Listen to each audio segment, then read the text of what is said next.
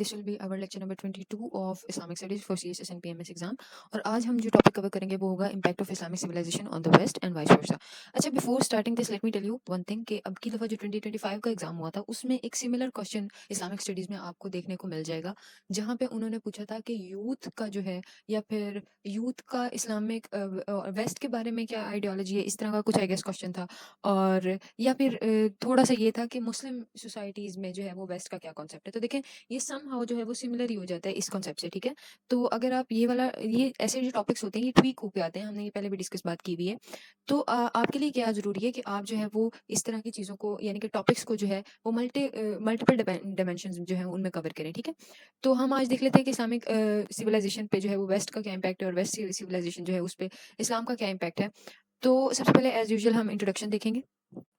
उन्होंने सबसे पहले जो है वो एक कोट ऐड कर दी है। वो कहते हैं कि the darkest part of European history the middle ages coincided with the brightest era of the Islamic world. अच्छा, स्टैनवुड कॉप की जो है ये हमारे पास कोटेशन आ जाती है। उसने कहा कि जो यूरोपियन हिस्ट्री का डार्केस्ट पार्ट था मिडिल एजेस यानी कि, ठीक है, वो जो है वो ब्राइटेस्ट एरा था किसका, इस्लामिक वर्ल्ड का। वो कह रहे हैं कि रिलेशनशिप जो है इस्लाम में और वेस्टर्न सिविलाइजेशन में वो हमेशा से थोड़ा सा कॉम्प्लेक्स रहा है, रिच रहा है, और उसमें कन्फ्लिक्ट्स भी आपको देखने को मिल जाएंगे और कॉपरेशन भी आपको देखने को मिल जाएगी, ठीक है। These two cultures have not developed separately but have influenced each other in many important areas such as science, philosophy, medicine, art, architecture and government।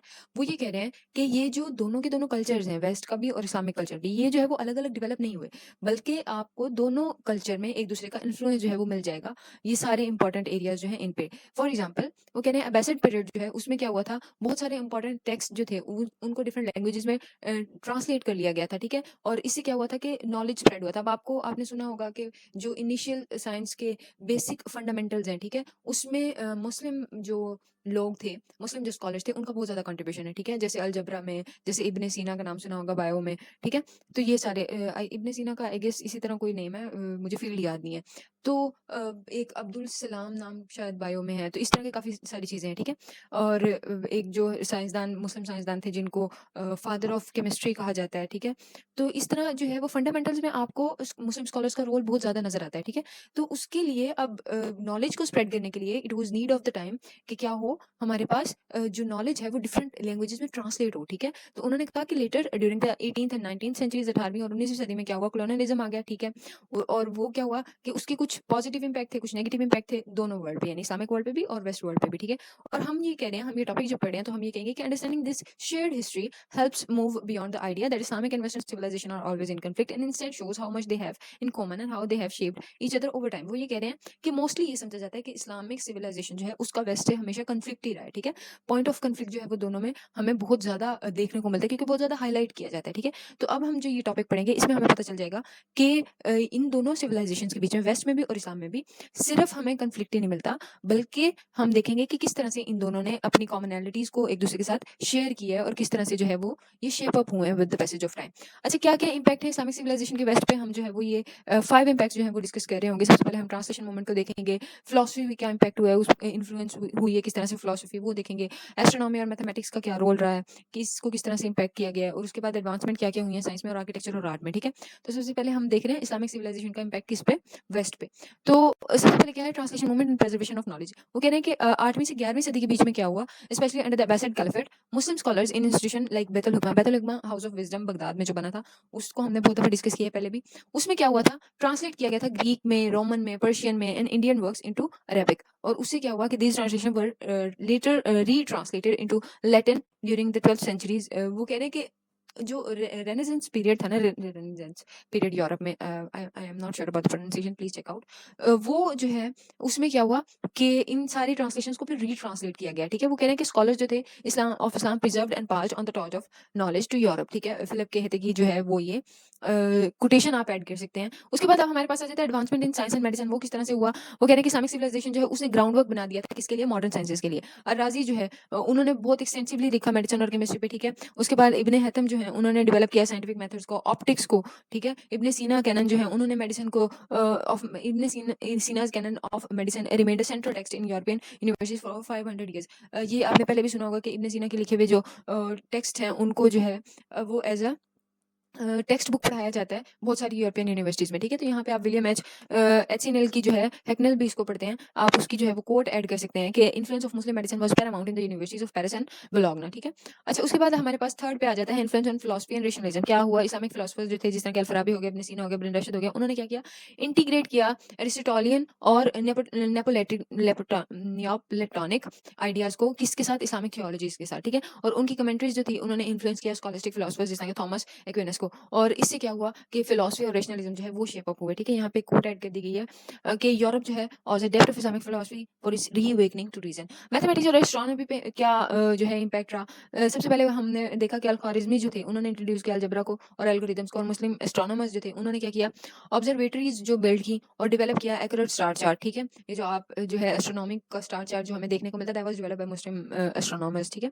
और उनका वर्क जो है reach Europe through Spain, Spain से crossword से और वो Europe पहुंचा, shaping the European scientific revolution, ठीक है? वो कह रहे हैं कि इन न्यूमेरिकल अरेबिक नंबरल्स और अलजेब्रा के बिना क्या होता, the modern sciences would not have emerge, ठीक है? कार्ल बी बॉयर की ये कोट है, ये आप ऐड कर सकते हैं। उसके बाद हमारे पास आ जाता है आर्किटेक्चर और आर्ट पे। आपको क्या, ये आर्किटेक्चर और आर्ट जो है वो हमने पहले भी बहुत दफा देखा कि इस्लामिक आर्किटेक्चर जो इंडोनेशिया में है या डॉम्स में, ठीक है, हॉर्स शू आर्ट्स में, और जो है टाइल वर्क जो है, इंट्रिकेट टाइल वर्क जो है, वहाँ पे आपको इस्लामिक आर्ट जो है वो नजर आ जाती है, ठीक है? वो कह रहे हैं गॉथिक आर्किटेक्चर जो है borrowed elements such as pointed arcs and complex geometry from Islamic styles seen in Spain and the Middle East। वो कह रहे हैं गॉथिक स्टाइल्स जो थे itself वो जो है owes much to the architecture genius of the Islamic world, ठीक है? जॉन डी हॉक की ये कोट है, और यहाँ पे हमें मिल जाता है कि किस तरह से आर्ट और आर्किटेक्चर में इस्लाम ने शेप अप किया वेस्टर्न सिविलाइजेशन को। उसके बाद हमारे पास आ जाता है कि क्या वेस्टर्न सिविलाइजेशन के इम्पैक्ट्स रहे हैं इस्लामिक वर्ल्ड पे। सबसे पहले जो है हम देखेंगे कॉलोनियल एनकाउंटर्स, क्योंकि ऑब्वियसली उसका एक रोल रहा है हिस्ट्री में।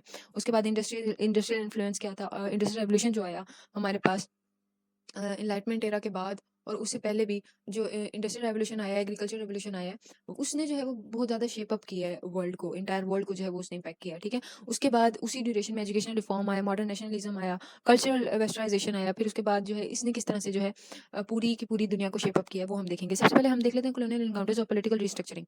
European powers colonised vast economical territories जिस तरह के British in India, French in Algeria, dismantle किया उन्होंने लोकल गवर्नेंस को, इंट्रोड्यूस किया वेस्टर्न लीगल और पॉलिटिकल स्ट्रक्चर। अब देखें, जब ईस्ट इंडिया कंपनी बनी, ठीक है, ब्रिटिश जो है वो इंडिया में आए, इसी तरह फ्रेंच जो है वो अल्जीरिया में आए, तो उससे क्या हुआ है कि लोकल गवर्नेंस सिस्टम जो था हमारा पहले मुगलिया जो दौर था, ठीक है, उसको तो डिसमेंटल कर दिया गया, और उससे क्या हुआ कि वेस्टर्न लीगल जो पॉलिटिकल स्ट्रक्चर था, लीगल और पॉलिटिकल स्ट्रक्चर वो इंट्रोड्यूस हो गया। अब उसकी हिस्ट्री जो है वो हमने ऑब्वियसली पढ़ी हुई है, आपको इंडो पाक हिस्ट्री में एक ब्रिटिश का एक बहुत बड़ा फैक्टर आपको नजर आ जाएगा, ठीक है, कि किस तरह से for the entire century British जो है वो उन्होंने रूल किया, और ऑब्वियसली जब उन्होंने रूल किया तो उन्होंने पूरे के पूरे गवर्नेंस स्ट्रक्चर को चेंज किया होगा, और उनके इन्फ्लुएंस जो है वो अभी भी हमें आज भी मिल जाता है हमारी सोसाइटी में, ठीक है? और उसने क्या किया, डीपली ऑल्टर किया इस्लामिक सोशो पॉलिटिकल डायनामिक्स को, ठीक है? वो कह रहे हैं कि कॉलोनियलिज्म जो था उसने डिस्टर्ब कर दिया ट्रेडिशनल इस्लामिक गवर्नेंस को और इंजेक्ट कर दिया वेस्टर्न लिबरलिज्म और कैपिटलिज्म, ठीक है? उसके बाद आता है टेक्नोलॉजिकल और इंडस्ट्रियल इन्फ्लुएंस क्या था, introduction of printing press, railways, modern military technology and industrial manufacturing came through western contract. अब रेलवे जो है ये हमें पता है कि ब्रिटिश लेके आए थे, ठीक है? प्रिंटिंग प्रेस जो है वो ब्रिटिश लेके आए थे, और उसके अलावा मिलिट्री टेक्नोलॉजी जो है, मिलिट्री जो है वो वहाँ से हमारे पास मोस्टली हमें हिस्ट्री में देखने को मिल जाता है कि मिलिट्री जो है वो ब्रिटेन से जो है वो ट्रेन होके आती थी, ठीक है? और इंडस्ट्रियल मैन्युफैक्चर जो है वो भी वहाँ से आता था। तो इससे क्या हुआ कि पूरी की पूरी सोसाइटी शेप अप हुई, ठीक है? तो वो कह रहे हैं कि इसने क्या किया, एक्सेलरेट तो किया मॉडर्नाइजेशन को, लेकिन इसने इकोनॉमिक डिपेंडेंसी जो है वो भी क्रिएट कर दी। Obviously we were relying on them for the basic needs, हम जो है वो उन पे रिलाई कर रहे थे, तो इकोनॉमिक डिपेंडेंसी तो आ ही जाती है, ठीक है? वो कह रहे हैं कि technological superiority of the west compelled Islamic societies to rethink their stagnation. ये जो है वो बर्नार्ड लेविस की जो है आपको कोट मिल जाती है। उसके बाद हमारे पास आ जाता है एजुकेशनल रिफॉर्म्स और इंस्टीट्यूशनशिप। इसका क्या हुआ? वो कहते हैं कि वेस्टर्न स्टाइल एजुकेशन सिस्टम जो थी, वो इंट्रोड्यूस करवाए गए इस्लामिक वर्ल्ड में, ठीक है? मॉडर्न यूनिवर्सिटी जिस तरह के अलीगढ़ इन इंडिया और Cairo university were modelled on European institutions. अब जो है अलीगढ़ इंस्टीट्यूशन जी आप पाकिस्तान अफेयर में आप इसको बड़ी डिटेल में पढ़ते हैं कि किस तरह से जो है वो 1857 के बाद एक गैप आ गया था हमारे पास ब्रिटिश में और मुस्लिम्स में, ठीक है? उस गैप को कवर अप करने के लिए सर सैयद अहमद खान ने क्या किया, उन्होंने जो एक कॉलेज बनाया था, ठीक है, मोहम्मडन वाला। उसके बाद उन्होंने असबाब बगावत हिंद लिखा। उसके बाद उन्होंने जो है वो अलीगढ़ बनाया। अलीगढ़ जो है वो बेसिक फाउंडेशन बन गया था फिर पाकिस्तान मूवमेंट का, ठीक है? तो लेकिन ये सारे क्या थे, एक लैंग्वेज गैप था मुस्लिम्स में और ब्रिटिश में सर सैयद अहमद खान ने वो कवर अप करने की कोशिश की थी, ठीक है? तो वो कह रहे हैं कि जो ये सारे के सारे मॉडर्न यूरोपियन इंस्टीट्यूशंस मतलब यूरोपियन मॉडल पे जो इंस्टीट्यूशंस बने, उन्होंने क्या किया, इंटीग्रेट किया साइंस को, लॉ को, सेक्युलर सब्जेक्ट्स को, ठीक है? वो ये कह रहे हैं कि the adoption of western educational ideals signalled a shift in Muslim societies toward modernity, ठीक है? उसके बाद हमारे पास आ जाता है rise of modern nationalism and legal system. इसमें हम क्या देखेंगे कि नेशनलिज्म, सेक्युलरिज्म और कॉन्स्टिट्यूशनलिज्म के जो कॉन्सेप्ट्स हैं वो इमर्ज हुए मुस्लिम कंट्रीज में, ठीक है? और उन्होंने इंस्पायर किया वेस्टर्न मॉडल्स को। मुस्तफा कमाल अतातुर्क जो थे तुर्की में, उन्होंने रिप्लेस कर दिया इस्लामिक लॉ को सेक्युलर लीगल लॉ एंड लेटिनाइज कर दिया टर्किश स्क्रिप्ट को। अच्छा देखें, टर्की में आपको अभी भी सेक्युलरिज्म बहुत ज्यादा मिलेगा, ठीक है? The part of one part of Turkey is Islamic based and the other part is western based, ठीक है? इस्तांबुल में आपको ये चीज बहुत ज्यादा देखने को मिलती है। तो वेस्टर्न पॉलिटिकल आइडियाज जो थे वो ग्राफ्ट किए गए on the Islamic world in the response to colonial domination, ठीक है? उसके बाद हमारे पास आ जाता है यहाँ पे कि कल्चरल वेस्टर्नाइजेशन किस तरह से हुई। The global influence of western music, dress, cinema and language reach Muslim societies in the 20th century while this created a modern, इसने जो है वो मॉडर्न कॉस्मोपॉलिटन कल्चर तो क्रिएट किया, but it also triggered identity debates within traditional circles. The tension between tradition and modernity in the Islamic world is largely a legacy of western influence, UNESCO की report है। अच्छा देखें, इसको हम easy wording में कैसे समझें। अ, क्या हुआ, हॉलीवुड जो आया, बॉलीवुड आया, ठीक है? इनका पूरी दुनिया पे एक इम्पैक्ट रहा था। जैसे करंटली आपको कोरियन और चाइनीज़ ड्रामा का जो है वो इम्पैक्ट मिलेगा। इनकी कुज़ाइन का इम्पैक्ट मिलेगा, ठीक है? कोरियन कुज़ाइन जो है, कोरियन सिनेमा जो है, उसके अलावा के-पॉप जो है, अगर आप उसके ये जो कौन-सी आर्मी होती है, बीटीएस आर्मी, अगर आप इसके फैन हैं, ठीक है? तो आपको पता होगा कि किस तरह से ये ज लोग जो हैं वो इन्फ्लुएंस कर रहे हैं पूरे के पूरे दुनिया को, ठीक है? इसी तरह चाइना जो है वो किस तरह से इन्फ्लुएंस कर रहा है वेस्ट को। तो उस ड्यूरेशन में क्या हुआ, उस ड्यूरेशन में वेस्ट ने जो है वो इन्फ्लुएंस किया था पूरे वर्ल्ड को, ठीक है? फ्रेंड्स आपको फ्रेंड्स जो एक टीवी शो लगता होता था, वो उसने किस तरह से शेप अप किया सारी दुनिया को, ठीक है? बहुत लोग उसको एज़ अ फैमिली शो मानते थे, देखते थे। आई डाउट कि it was a family show और नॉट। एनीवेज़, समझाने का मकसद ये है कि जिस तरह से आज के दौर में कोरियन लोग और चाइनीज़ लोग इन्फ्लुएंस कर रहे हैं अपने मीडिया के थ्रू, ये होता है सॉफ्ट पावर रिप्रेजेंटेशन, ठीक है? ये आप पढ़ेंगे पाकिस्तान अफेयर्स में एक कॉन्सेप्ट कि सॉफ्ट पावर रिप्रेजेंटेशन जो है वो ये कर रहे हैं, और इसने शेप अप किया था सारी की सारी दुनिया को, और ऑब्वियसली इसका इम्पैक्ट जो था वो मुस्लिम सोसाइटीज़ में भी था। लेकिन जहाँ पे जो है वो पॉजिटिव इम्पैक्ट्स होते हैं, वहाँ पे नेगेटिव इम्पैक्ट्स भी होते हैं। तो यहाँ पे जो है वो बहुत सारी डिबेट्स भी हुई होंगी, और वो डिबेट्स तो हैं जो आपको आज भी देखने को मिल जाती हैं डिफरेंट सर्कल्स में, ठीक है? तो जिस तरह केबल का कांसेप्ट जो था, जो हम टीवी पे केबल देखते होते थे, वो बहुत सारे लोग जो है वो उसको बहुत गलत समझते होते थे, ठीक है? और बहुत सारे लोग जो है वो उसको ठीक समझते होते थे, like as a source of entertainment लेते थे। तो डिफरेंट कॉन्सेप्ट्स जो है वो बन जाते हैं जब भी कोई न्यू ट्रेडिशन आपकी सोसाइटी में इंट्रोड्यूस होता है, ठीक है? तो वो कह रहे हैं कि अब आप इसको कंक्लूड कर दें सारे के सारे को कि सिविलाइजेशन जो है वो आइसोलेशन में बिल्ड नहीं होती, वो इंटरैक्शन से, लर्निंग से और एक्सचेंज से बिल्ड अप होती है। कितनी अच्छी कोटेशन है, आप इसको ऐड कर सकते हैं। आप इसको जो है वो इंट्रोडक्शन में भी ऐड कर सकते हैं। अच्छा, वो कहते हैं कि रिलेशनशिप जो रहा है इस्लामिक और वेस्टर्न सिविलाइजेशन में, वो कॉम्प्लेक्स रहा है, इवॉल्विंग रहा है, ठीक है? टाइम के साथ चेंज होता रहा है, और preserving classical knowledge to shaping modernity both have left deep imprints on each other. वो कह रहे हैं कि क्लासिकल नॉलेज से लेके मॉडर्न एज तक जो है वो दोनों के एक दूसरे पे डीप इम्प्रिंट्स रहे हैं, और आज के एरा में ग्लोबलाइजेशन बहुत ज़्यादा है, तो क्या हुआ है कि म्यूचुअल रिस्पेक्ट और इंटरकल्चरल डायलॉग जो है वो ज़्यादा नेसेसरी हो गए हैं, जितने ये पहले कभी भी नहीं थे, ठीक है? और ये हिस्टोरिकल रेसिप्रोसिटी जो है, ये एसेंशियल है किसके लिए, बिल्ड करने के लिए bridges bridges rather than the walls. वो कहने कि आपने क्या करना है, ब्रिज बिल्ड करना है rather than the walls between east and west. और उससे क्या होगा कि कम्युनिकेशन जो है वो कम्युनिकेशन डेवलप होगी, और उसके अलावा जो है वो कल्चरल एक्सचेंज आएगा, जिसकी वजह से दोनों सिविलाइजेशन जो है वो उनको फायदा हो सकता है, ठीक है? तो ये था हमारा आज का लेक्चर। इंशाल्लाह नेक्स्ट में हम नेक्स्ट टॉपिक डिस्कस करेंगे। तब तक के लिए टेक केयर ऑफ योरसेल्फ। अल्लाह हाफ़िज़।